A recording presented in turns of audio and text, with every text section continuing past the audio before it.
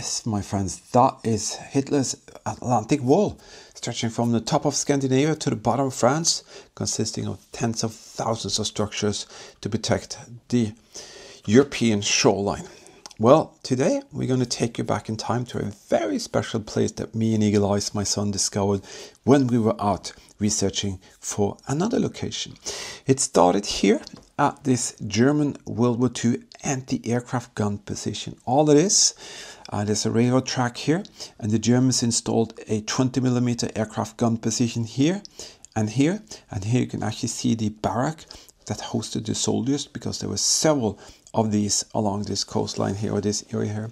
Here is a later image, and you can see now the forest has taken over, but you definitely see the positions of the German installments. And this is what's here. It's a barrack foundation now derelict in the forest. We were researching this, and then suddenly we saw that. And that piqued our curiosity. And that actually led us to a very special story that we want to share with you here today. Are you ready? Well, before we go, watch the videos in full. Don't skip. 82% of you will skip the video and just shorten it down to 3 or 4 minutes. Why? I don't know, because you're losing context. So watch the video in full. Help us to get the YouTube algorithm to grow. Well, welcome to the History Hunter. And let's go back in time and see what we found here this day.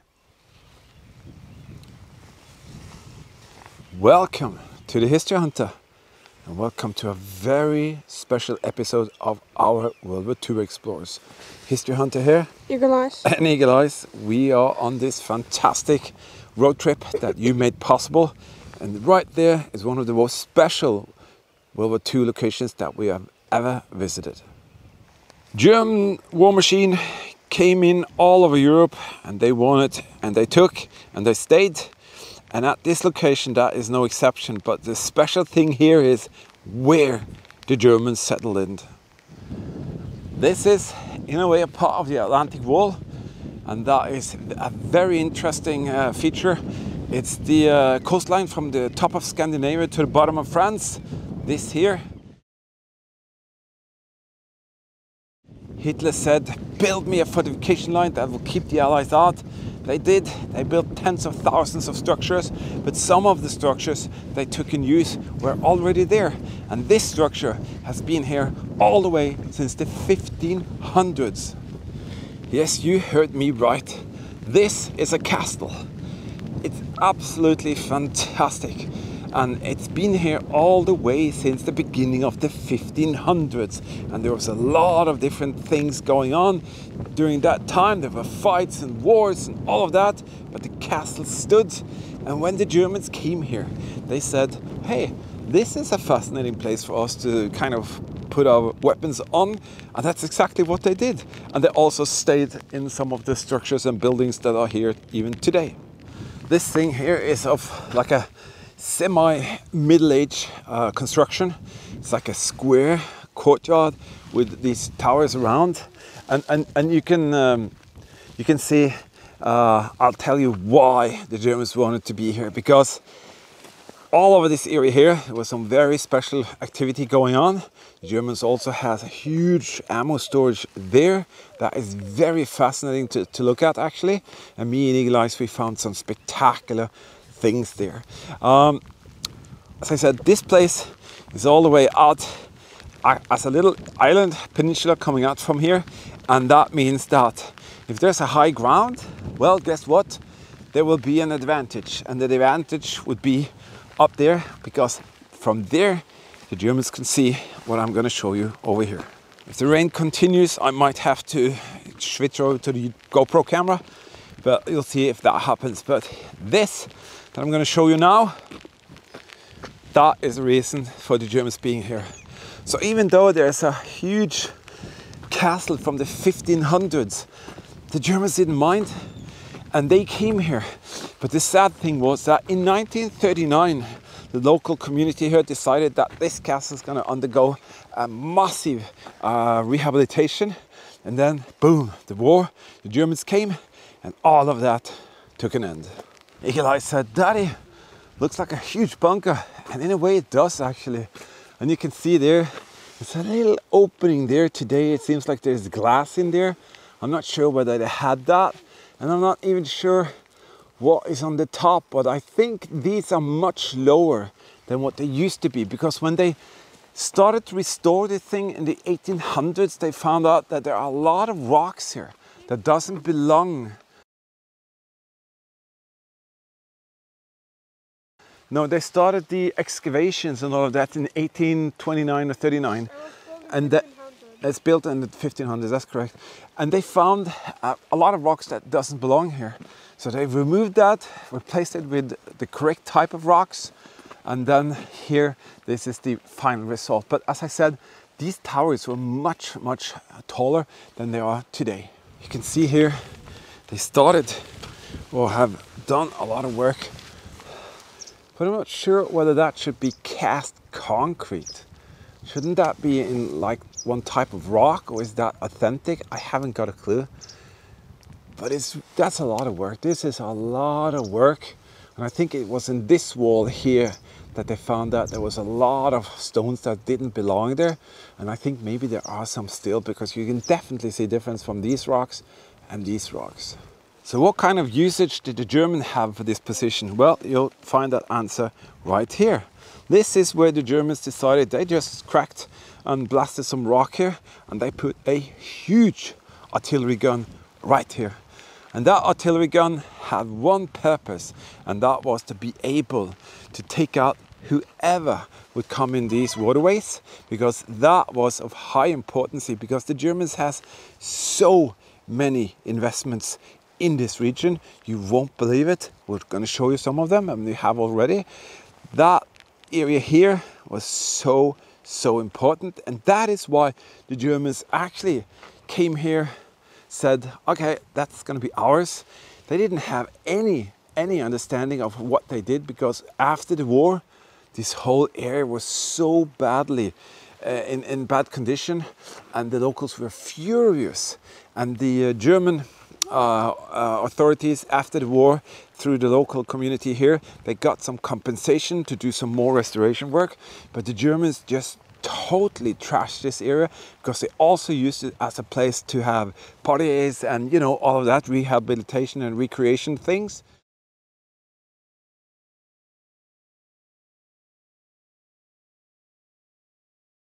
So they were not nice to the interiors or the exteriors, and, you know, blasting rocks right to this little sacred place, and then just don't take into consideration any of the history.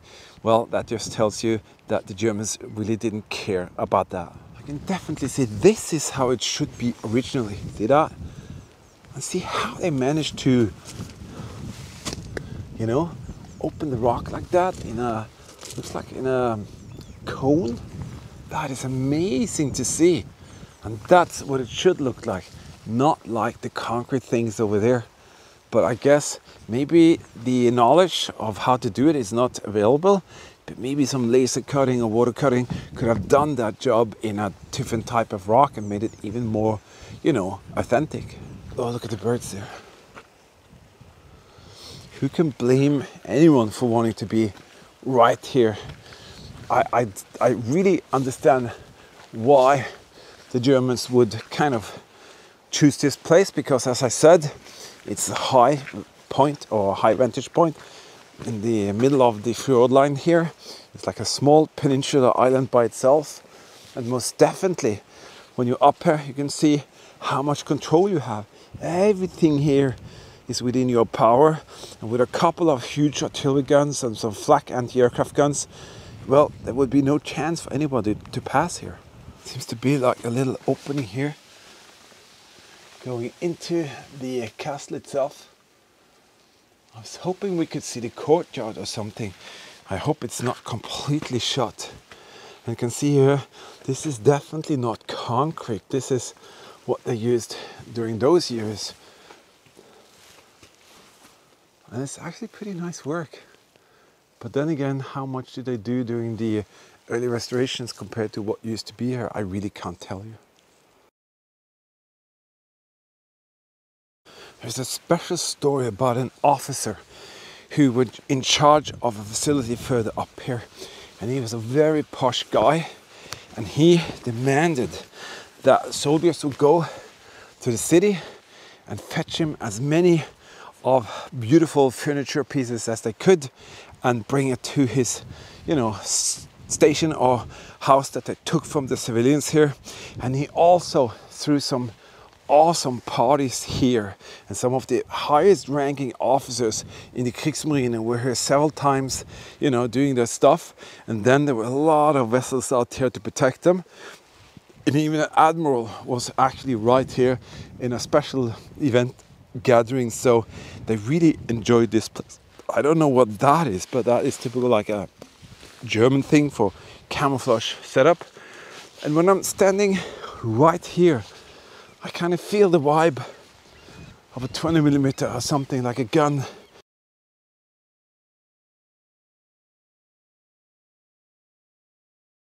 Right there, you have the castle there, you have the gun on the other side, you have to protect something over here. And believe me, there was something very, very important to protect here.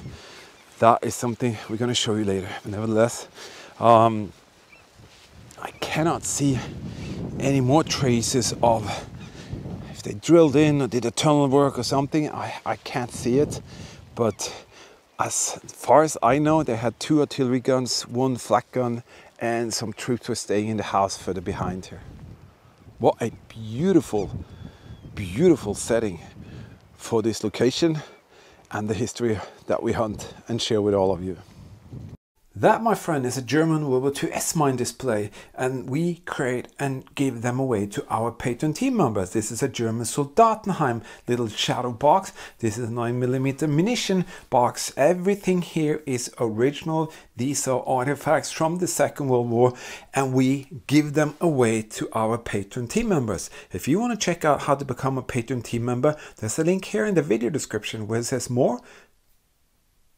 Just click that, then you click the link for the patron, and then you'll see how you can become a patron team member, and you will in the end up with something absolutely spectacular, some small artifacts from the Second World War, and we will share history in a very special way together.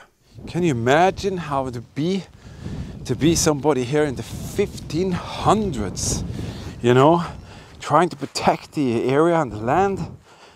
Wow. That must have been very, very special. You can see there are different openings. There's one there.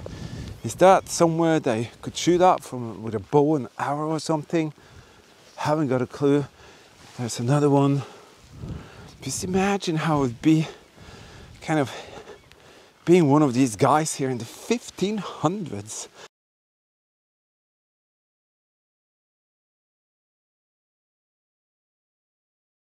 That's a long, long way back. Seems like there's some kind of pipe coming out from that one, but I just wanted to see. Okay. I'm still trying to find out whether the Germans actually used these, because I heard rumors of them having flak guns in these, but I haven't found any true sources about it. But could very well be that they did that. But I think I read also that the Germans created some kind of timber construction inside here to have this foyer or party area, whatever you call it. And that's where the high-ranking officer met, smoked a cigar, drank expensive champagne and wine and all of that, and just, you know, I think that is one of the houses where the German soldiers were stationed. And if I'm not too mistaken, I read something about the owners coming back after the war and everything was so trashed. There comes a crow again. And I do believe that is probably true. And here you can see the other side here. This thing is actually very, very big compared to the island size. So I'm a bit astonished to see how large it actually is. It's so unusual for this kind of area and what used to be here. That's another image. You can see they really had to rehabilitate and construct it all over. Here are all the workers, and you can see that structure right there. And I read somewhere, saw a photo of a German low, what they call day barrack, it's just a build kit, like a Lego, that the Germans brought from Germany. I've seen one or two of these with soldiers in front, and you can see the castle behind them, but I can't find that image again, and I've been trying so hard. But you can see this structure was here, and it was also there when the Germans were here. Just wanted to see the build of those old houses. Very beautiful, kind of romantic, and farmer's life during the 1800s and all of that. But once upon a time, a proud family lived of this land, of this little island. And maybe, as I said, the German soldiers, they just chucked out these people and they had nowhere to go. And then the Germans said, we are taking over.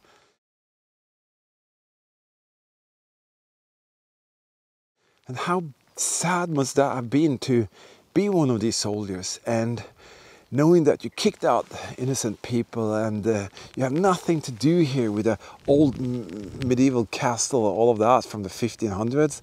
I wonder what they thought about that, because everybody has to respect history, and I think even young soldiers would know that, well, this is not good, but you know, they had to. They were ordered, and they had no chance to say no. So in a way, that is pretty sad. And these locals, when they came back, they were furious, as I said, because everything was just so messed up. Wow. Eagle Eye said, Daddy, so beautiful. And I absolutely agree. It is absolutely incredibly beautiful. And it's thanks to all of you guys out there watching, subscribing, commenting. It's thanks to you that we can experience this. So thank you for being here. Thank you to all our PayPal donators. Thank you to all our Patreon team members. This is the result of your great support. This is what we can come out and see and bring and share with you. So I'm very happy, and I thank you for your very kind support. Thank you everybody for your very incredible cute support.